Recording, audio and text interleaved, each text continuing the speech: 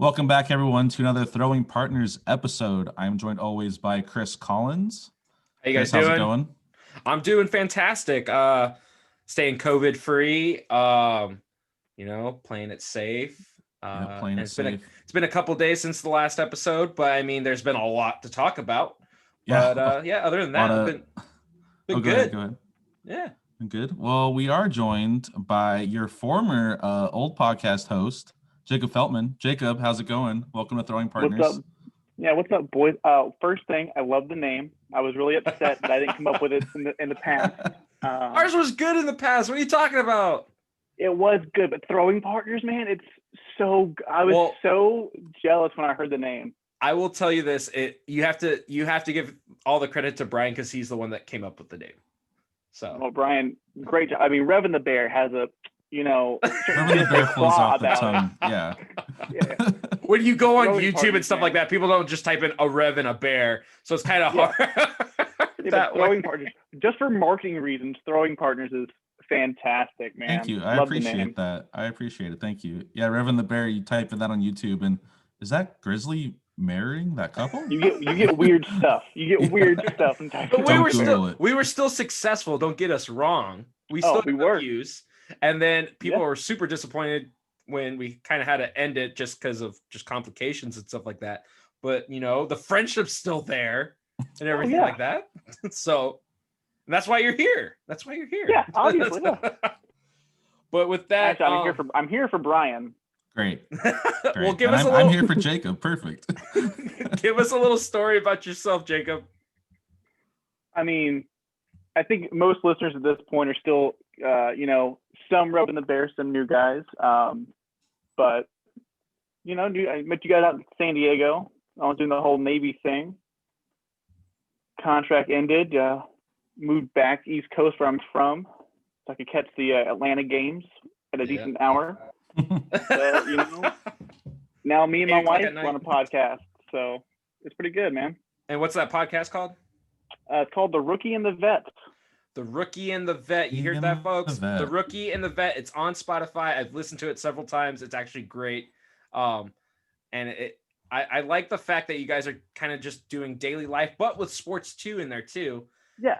And it's funny because every time I hear your wife's choices in sports, she goes, I don't know who that is, but I'm gonna go with this. Yep. So it's a very real, just average day person that doesn't watch sports as much, and they're just it's all about her. Yeah, it's all about her learning the games and stuff, and she got really into the NFL this year. Well, she's always been good at fantasy. She had the best record in the league this year, regular season. 11-2. Oh my goodness! For first time player. So this is her fourth year doing it. So fourth year. Okay. Alas, only one person in the house could win the championship. So, if she listens to this podcast, she's probably going to give you the cold shoulder for the rest of the week. Probably. It's been the cold shoulder since the season ended. Oh, okay. So it'll continue. Oh yeah. Well, with that, Brian, go ahead and take us away. What are we jumping into first? All right, first we're jumping into MLB. Something big happened yesterday, completely random. Oh God, here he goes. Look at he's got his Atlanta hat. For all these watching on YouTube, Jacob threw on his Atlanta Braves hat, but we're not talking about the Braves. We're talking about their rivals, the New York Mets. And what they did yesterday, they brought in Francisco Lindor and Carlos Carrasco, brought in Cookie, gave up 4 guys for this. They gave up Andres Jimenez, Ahmed Rosario, Isaiah Green, and Josh Wolf, who's a pitcher. The rest are position players. Josh Wolf, the pitcher. Oh, what do you guys think? I'll let Jacob talk about this one first because I think he is kind of relieved about Francisco Lindor. Yeah. So the funny part about this is being an Atlanta fan, the Mets are going to Mets. So not worried about anything else. They're still going to come in third in the division. Ooh. Bold move there. Oh, gosh. But one, Lindor and Carrasco coming over, it makes the NL East still the best division in baseball. And also, thank God Rosario is gone. He would kill Braves pitching. So I'm excited for the trade. Good for the Mets. You get a star. I don't have to deal with Rosario anymore. And, we'll see you in third place. That's a big prediction there. I Third think place. I think though, here's the thing. We don't know if Francisco Lindor is the next Ahmed or Rosario that is the next killer for you guys. You don't know. Yeah, you Mets don't are know. gonna Mets. The Mets aren't gonna Mets. I think personally though, the Mets made a great trade. Hopefully they retain Francisco Lindor after that year's up. They lock him up for a long term.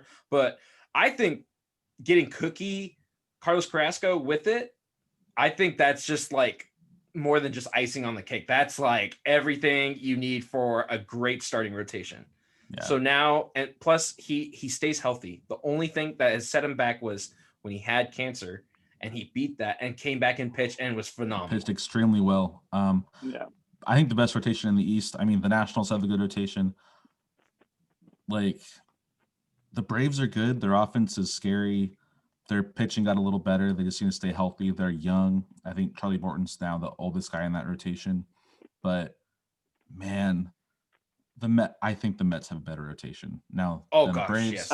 Yes. And adding Lindor to that lineup, who you don't know might end up getting George Springer after this, is going to be scary. And I don't think they're going to finish in third place. So let's move on to the next topic then. Speaking of George Springer, I was talking to Jacob about this a couple of minutes ago, and he thinks George Springer is going to the Braves on a 1-year deal.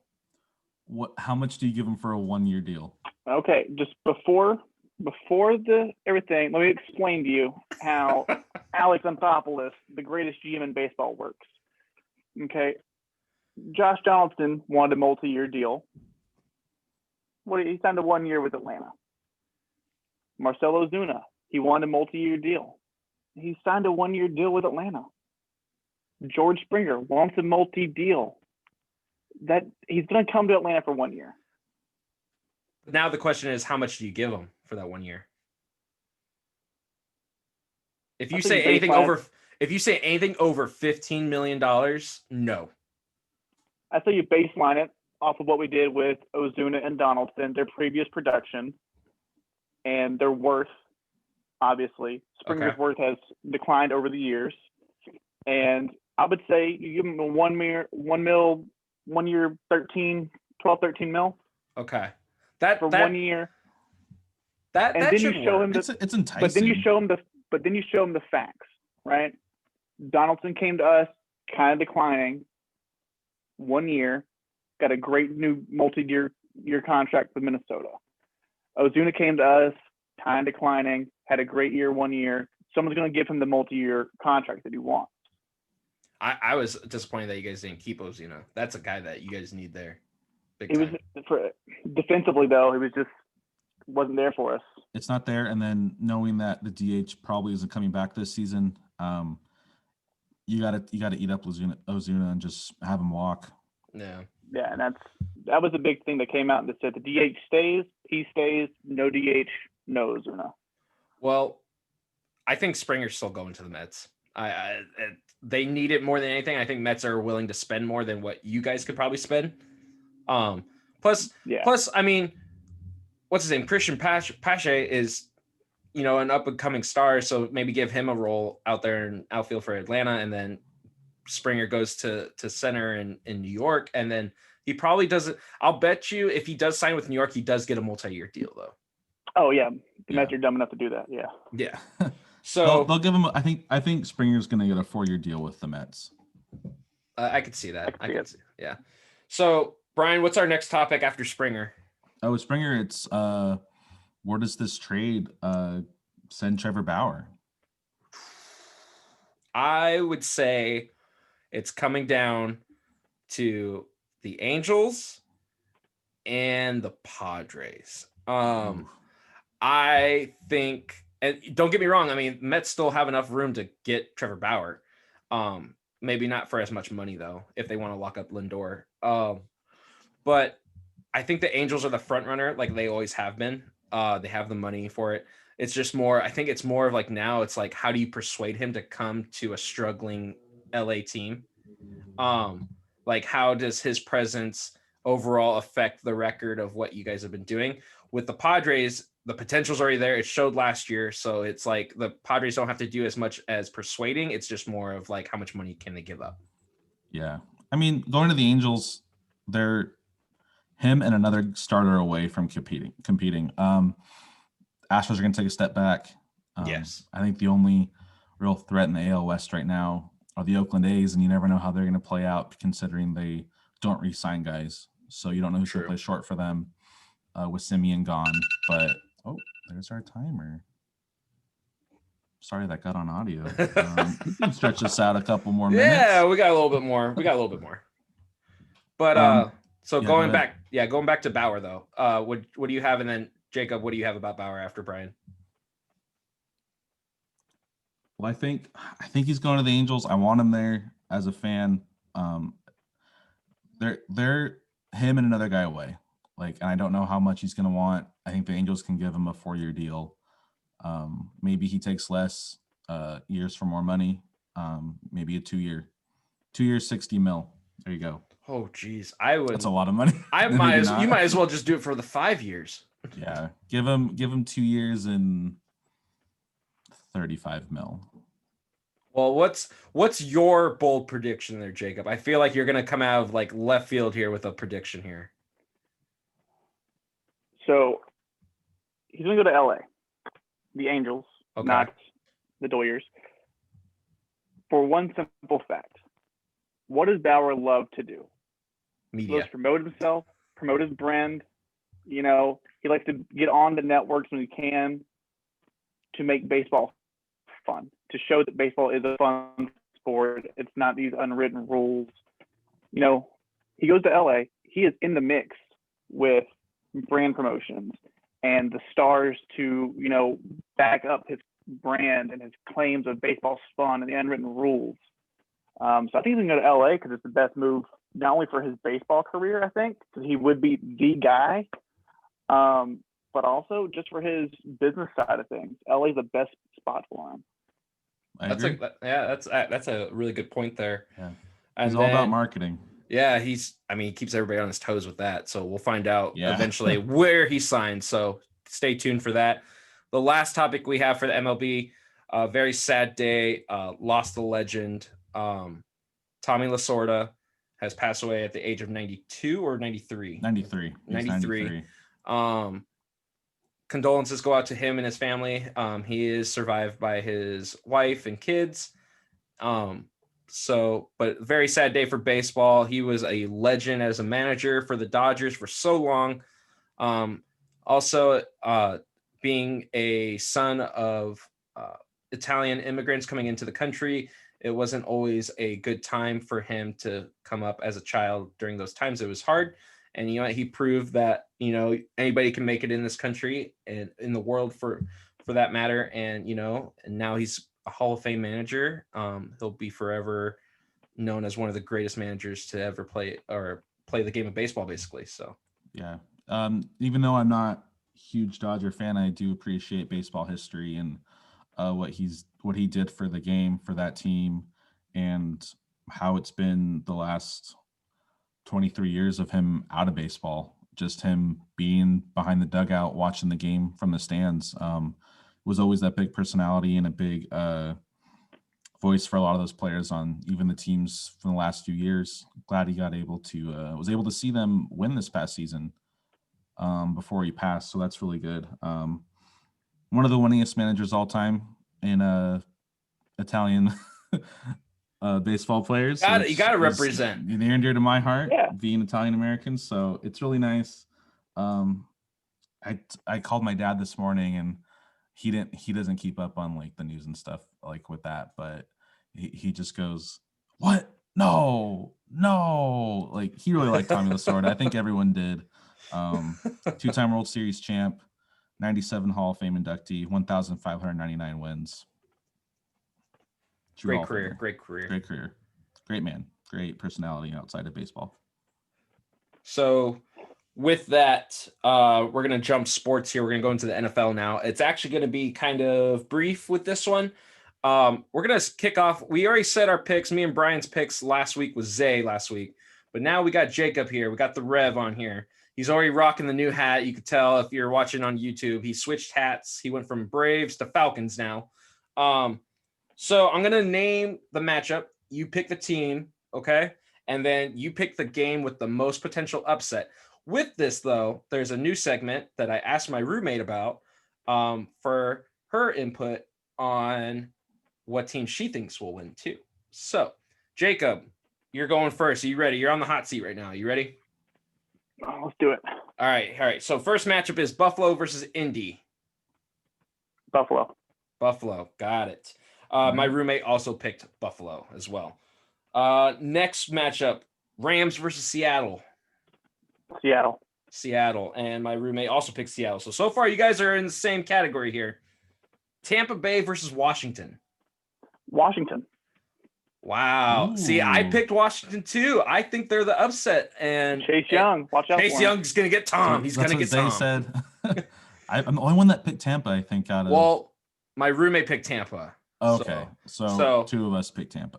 I'm pretty sure we're going to create a poll for who on Instagram to see who people think that voted the most right teams. I think we should do that. So we'll put a thing out there. So look out for Instagram. If you guys see it, vote to think who had the better choices of everything. So the next one is Baltimore versus Tennessee. Tennessee.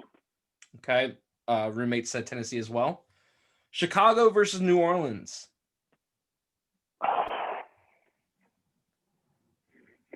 New Orleans. Oh. Okay. Roommate said New Orleans too. All right. Cleveland versus Pitt.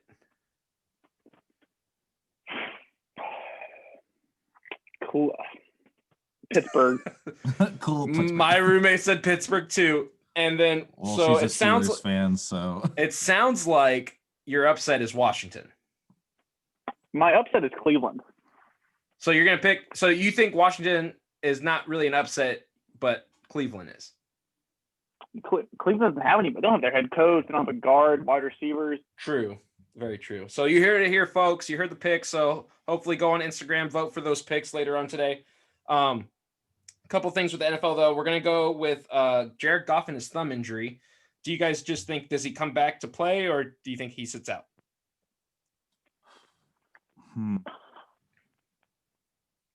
Silence. It's a dead air moment. I mean, it's the wild card game. I mean, every game in the NFL playoffs is win or go home, but I think you step it up. This is do or die. Go on the next round. You had a great season. The Rams had a good record. You got to beat Seattle, being in the market of LA. So he should come back. If he does, who knows? But he's young. He can withstand that injury. Jacob, what do you think? I think he sits. Think he sits? He didn't bring a lot to the offense this year anyway. They were more run heavy like they traditionally are. He's played very inconsistent, especially with the pass rush, which Seattle does have. So I mean, why? He's gonna play bad against Seattle. Go ahead and throw Wolford in there. He'll play just as bad. So I think LA knows they're going into this game losers. So I don't expect him to play him. I'm gonna have to disagree. I'm gonna have to agree with Brian though. I think he does come in. I think he's limited as soon as like something flares up or anything like that. He's sit on some pine, you know. Why throw off the team energy? But the thing is, if you do that and you bring in the backup, then the flow of the offense is already messed up. If you're going to put him on a pitch count, just go ahead and put the backup in. Let the offense flow with him. Don't try to change quarterbacks halfway through a game. It's a good point. We'll see what Sean McVay does. Yeah, and if he does that and it changes the momentum of the game, say they're ahead, he pulls a guy, brings another guy in, and it just falls apart.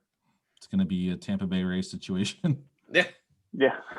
All right, so the next injury is A.J. Brown of Tennessee. Did not practice on Thursday. I have not gotten the update for today. I don't know if he practiced today yet. There's no news out there yet. But if A.J. Brown's out for Ryan Tannehill and the Titans, that's a huge blow because A.J. Brown is like one of the top receivers for Tannehill. So does that affect the matters of them playing Baltimore? No, Because of Derrick Henry. not at all. No. Well, I mean, one, they have Derrick Henry, who is over the last 20 games has rushed for 2,600 yards. True, very true. That's ridiculous. You have Corey Davis, who's having a career year.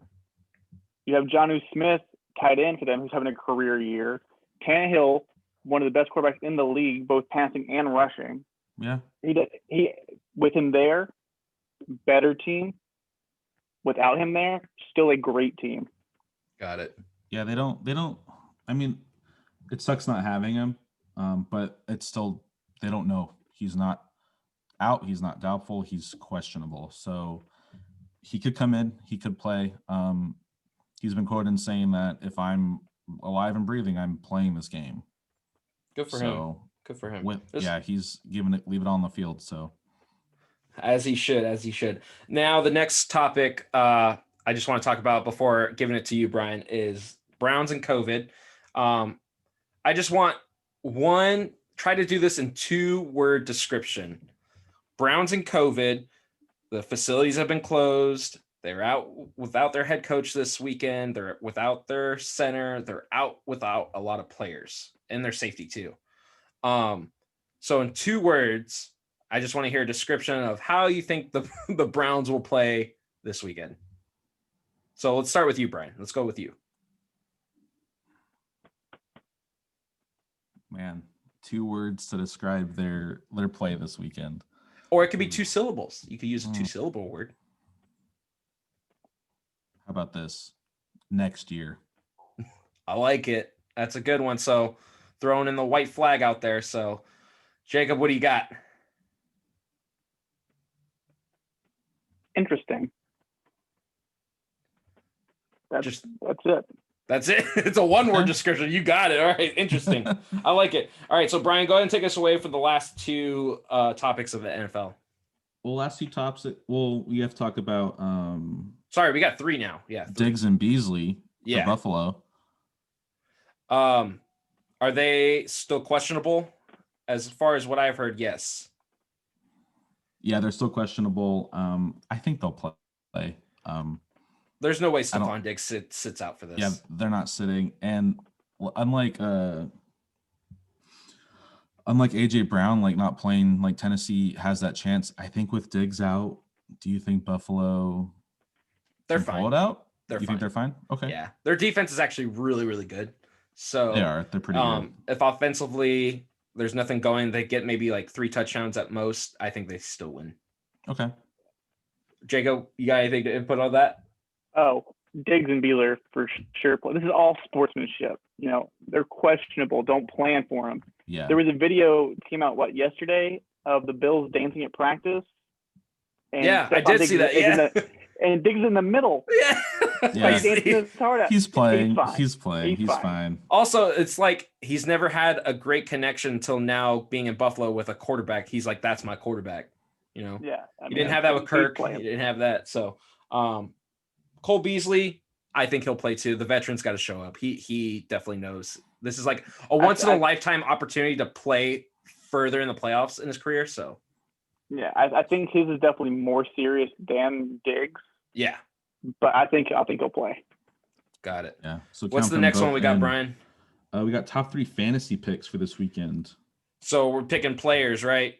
Top 3 players. I'm gonna let Jacob take this one away because he's a fantasy guru. Okay. Jonathan Taylor. Okay. Colts. Yep. We hit a great game last week. He has been lighting it up. He actually brought me to a championship win in the regular season, so I think he'll carry over. Josh Allen, stud. He's been throwing at least 300 yards and 4 touchdowns in multiple games this season, plus his rushes. Got to have him as your quarterback. And then defense, I'll treat standard fantasy. And then for your defense, special teams, you're gonna want to go with New Orleans. Okay. I like those picks. Those are good picks. So I've got, I'm debating for a quarterback, and I want to say Russ and I want to say Lamar. in that sort of game, I'm going to go with Russ. If you pick Russ, I think he's going to get you a lot of rushing yards. That's the thing. Yeah. So with that, I'm going with Russ. Then I'm going with Derrick Henry because I feel like Tennessee is going to rely on him like they always do. He's going to get probably like 200 yards rushing at least, and a couple touchdowns. Defense, oh man. So this might be bias of me, but I think if you pick Seattle's defense, even though it has not been good at all this year, Jamal Adams is hungry and he's going to go after the quarterback. He's like the only safety to have this many sacks in the air. He's going to be hungry. So I got Seattle's defense. Okay. I like that. Ooh, okay. For me, I have Derrick Henry for sure. Yep. Ooh, quarterback. Man. That's a tough one. There's a lot of good quarterbacks this weekend. It's tough. Man. I think I'm gonna go with Josh Allen. Josh Allen. What about special teams or defense? Washington. Oh, Washington yeah, defense, huh? I know I picked Tampa Bay to win, but Chase that's Young, just a he's gut hungry. feeling. But yeah, I think that whole defense is hungry. Like, and I know, like, seeing Tom Brady teams in the past, like, if that D's on him, like, he's screwed. Yeah, most definitely. I mean, Chase Young said, "I want Tom." A rookie that says he wants the GOAT and actually can back it up with his talent that he's done this year. I would say Chase Young's going to be like all over Tom Brady. But the last topic, Deshaun Watson, right? We're going with Deshaun Watson wanting out of Houston, requesting a trade. Let's just keep it short and simple with that one. You can either agree or disagree to this. Is long time coming, or do you think it doesn't happen? I don't think it's long time coming. I think the lack of trust is there now between him and the front office. If they tell their star quarterback who's getting all that money, hey, you're going to be part of the decision-making process and who you want to bring in, and they don't do it, stab in the back. Yeah. Like, you've given them your life, and I know your body, but I know they've given you like a contract and given that chance to play in the NFL. But at a certain point, trust goes both ways. If he's not trusting that front office, I wouldn't want to play there. I agree 100%. I totally agree 100% with you, Brian, on that. Jacob, what do you think? He's not leaving. He's not leaving. Stay. He's going to stay. He just signed an extension last year, so the money's there tied up. And two, they said he would, be involved in the GM hunt. They didn't interview any GMs. They went after their guy they wanted 2 years ago, but the Patriots blocked the move. So I know he feels betrayed in this, but they saw their guy. They wanted their guy. Well, I think he's involved in the coaching hires. Okay. But I think this one was Houston was going, we wanted him before. He's available now. We're going to take him. They're scheduling a meeting next week with all parties to try to air things out. Well, that's good. At least they're getting closure with that. So very, very good points from both ends there. Either he stays or goes, but very valid points. So now jumping into the NBA, there's a very, very big injury that just we know, Jacob, if for all the people on YouTube could see you, but the people that are on Spotify and Apple Podcasts right now, he's been wearing his Hawks jersey the whole show. So now he's showing it off right now. Look, I want to be prepared for the transitions of sports. I'm glad you're a hometown hero. Yeah. Someone's got to be. I like that you had a hat for each topic. You flipped through your Braves hat, then your Falcons hat. For those of you who don't know, when he picked the Saints, he covered up the Falcons logo on his hat. So. It was censorship. Wait. Here's a good question. Watch this. Let's see if he has it. Where's your Thrashers hat? You don't have one, huh? Uh-oh. They don't exist. There's a teardrop there. Oh, he's crying. We don't talk about that. They gone. That's a sensitive subject, and it's been a couple of years now. I mean, it's been a long time, but it's still a sensitive subject. It's been a decade. But so the injury I want to talk about in the NBA is Markelle Fultz with Orlando. He's out for the season. Orlando's had great success. They've only lost twice this year. I think, honestly, Markelle Fultz's injury, it makes Orlando tank. He is like the big centerpiece there.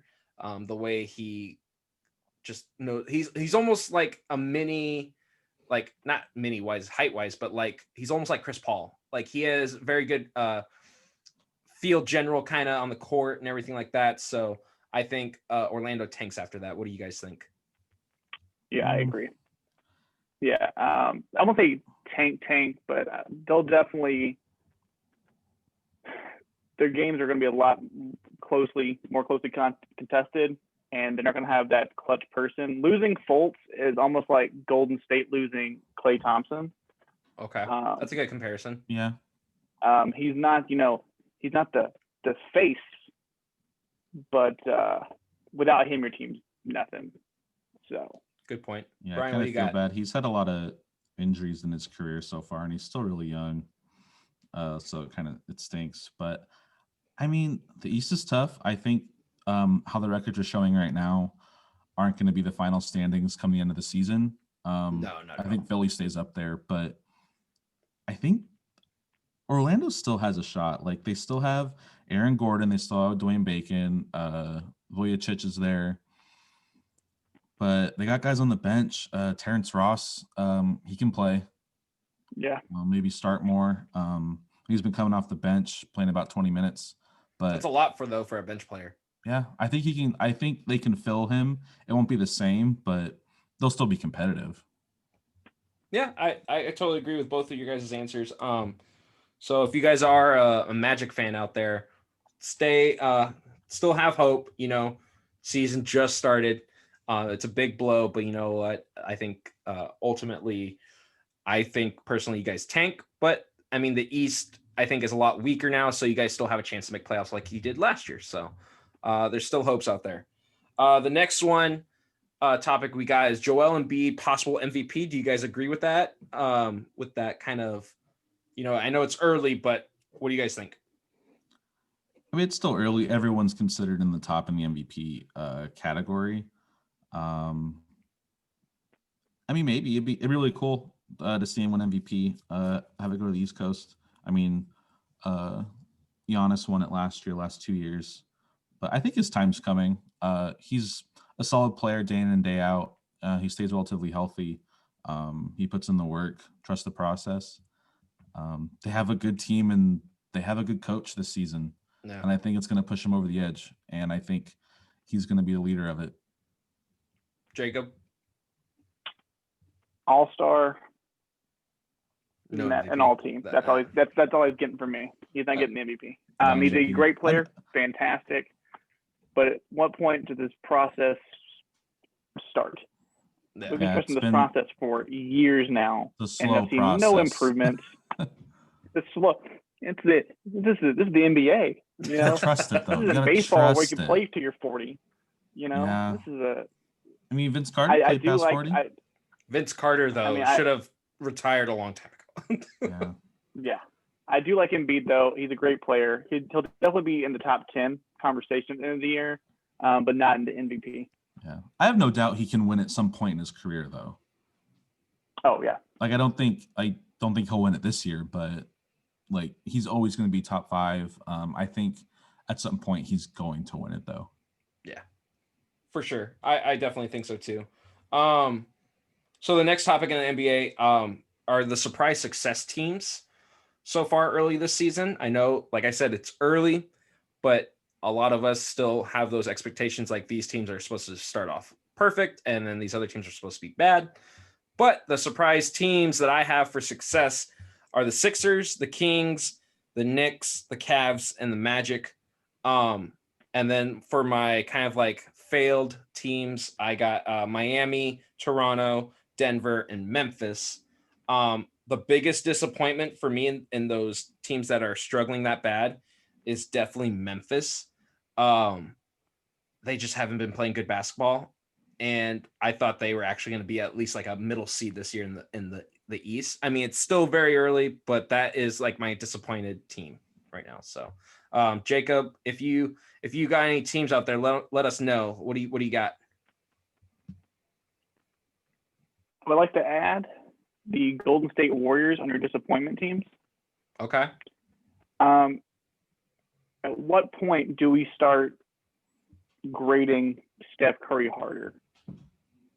We're going, Golden State's bad, but because they don't have Klay Thompson. I thought Curry was supposed to be LeBron James level, Kevin Durant level. These guys all carry teams with bad supporting cast. Why can't Curry do it? Stop putting. It sounds like it's Klay Thompson's Golden State Warriors, not Steph Curry's. Yeah, I think Klay is getting more love now than being injured than he ever has, personally, in my opinion. But yeah, like Curry's going to score points, but there's still those times of, wow, that he scored 40 or whatever, but they still lost. Like he can't do it by himself. He's not. I think so. He's a different type of player than LeBron or KD though. Like he's a shooter, and he's a playmaker. Like he can find a guy when he's open. But I think teams are starting to like. I mean, they know who Steph Curry is. I mean, everybody knows who Steph Curry is. But I think they're finding flaws. And also from his injury, he's not the same Steph Curry. So I think teams are actually finding out more about him. Like, I think they're giving him less pressure. Opposing teams are giving him less pressure because they don't think he's as clutch anymore. Yeah. So, I mean, I would have to throw Golden State into the disappointing teams. Yeah. No, I agree. Chris, to touch back on Memphis, though, they finished 9th last year in the Western Conference. Were you expecting them to be better than 9th? Like they were 34 and 39. Where were you putting them? I saw Memphis. Oh, don't get me wrong. The West is super difficult. I mean, it's the better conference out of the two. But I think honestly, I see Memphis as like a 3 or 4 seed at the beginning of the season. Do you think they could jump from 9th to 3 or 4? Yes, easily. They have so much potential there, even though they did lose. Like, I mean, they lost Gasol a couple years ago and everything like that. That was a big blow. But I think Memphis, I mean, with Morant there, it's like, I would say yes, 3 and 4 is a big, bold prediction, especially in the West. But at least, come on, get 6 or 7 in there. Yeah, I think they have the potential to finish the bottom of the top 8 seeds. I wouldn't push them top 5. I think sooner or later in the next few years they're going to get to that point, but they're still kind of rebuilding a little bit from the last few years. So they have a good team. It's just they have picks it all together and letting it mesh. So I think they'll get there. Denver, I am surprised they've gotten off to a really slow start, but you got to think of their playoff run and like they're tired. How tired they were. Oh, yeah. Like, I mean, you saw that like leading into Miami, like Jimmy Butler was playing so hard in the finals. Like he's probably still recovering, like given they're only 3 and 4. So it's still a young season. Oh yeah. They're a few weeks in. And it's different. They are traveling this year, but they kind of just got to get used to things again. I think within the next few weeks they're going to get their stride, and these failed teams like Miami, Toronto, Denver, maybe even Memphis, like they'll pick it back up and be a little bit more competitive. Got it. So we'll see normality basically. So final subject here, Brian, you actually wanted to touch upon it for the NBA. Oh yeah, I want to talk about Gordon Hayward, kind of a resurgence with the Hornets. He opted out of that contract with Boston after a couple of mediocre years there. I know one was injury ridden, but I mean that was such a nasty injury. That first one, that leg injury. What first 5 minutes into his contract, so bad playing, but he's shown a little bit of resurgence in Charlotte, and maybe it's through the young team or just like more comfortable there than he was in Boston. I don't think he's going to live up to that contract and the money they gave him, but it's nice seeing Gordon Hayward like go to the player we know he is and was in the past. Just want to touch on that. I think I agree. I also think it's because there's less pressure in Charlotte. There's not a lot of high expectations like Boston has, and there's not as many playmakers as what Boston had. So Gordon Hayward's going to see the ball more often, I think. Yeah, so. And he's going to see, and he's always played in, other than Boston, he spent 7 years in Utah. You're not going to have any pressure on you in Utah. No. Well, now you might, but. Now you might a little bit, or even in the 90s. Yeah. But compared to how the market is in Boston, you have a lot of pressure on you. And just how the fans are there. But yeah, in his 3 years there, only started 71 games. He got 1 game into that first season. And then bam. Kind of played off the bench a little bit. Last year he did start all 52 games he played in. This year, 8 for 8.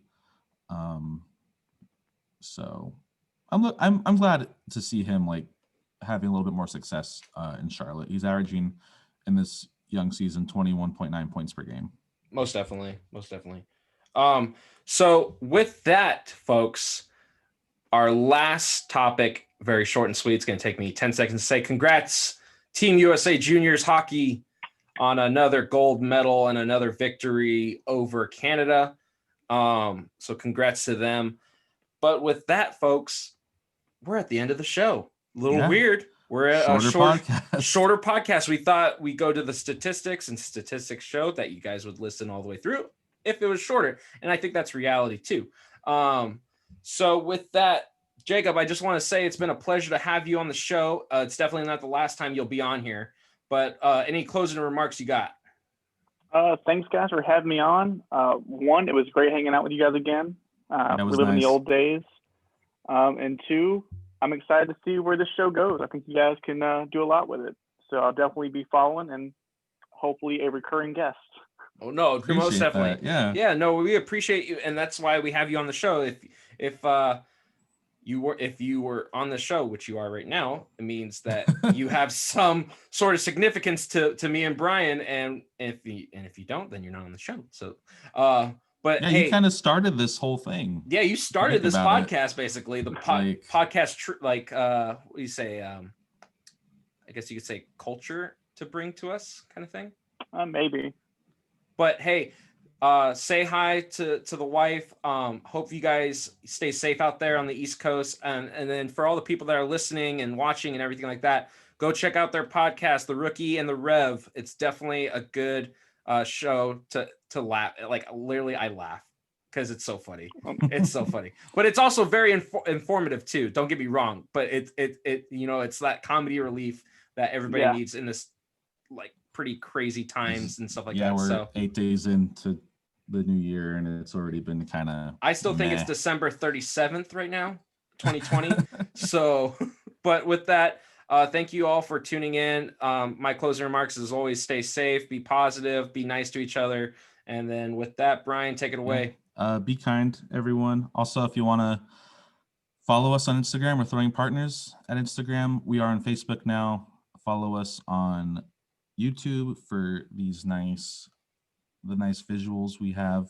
It's not much, just us in our rooms. Really so definitely give us a listen on Apple, Spotify, wherever you get your podcasts from. If you have any questions, DM us. You can also email. Also email throwingpartners@gmail.com. That's about it. DM us if you have any questions or topics you want to talk about. We also will steer away from sports if you want. Like it doesn't always have to be a sports pod, so it's an everything pod, but centered around sports. Other than that, Jacob, it was great seeing you. Yes. I'm glad it's not the last time. Not the last time. Not the last time. For joining us. Thank you, Rev. Thank you, Rev. Thank you, Throwing Partners. It was fun to get back into it. All righty. Have a good one, guys. All right. Thanks for listening.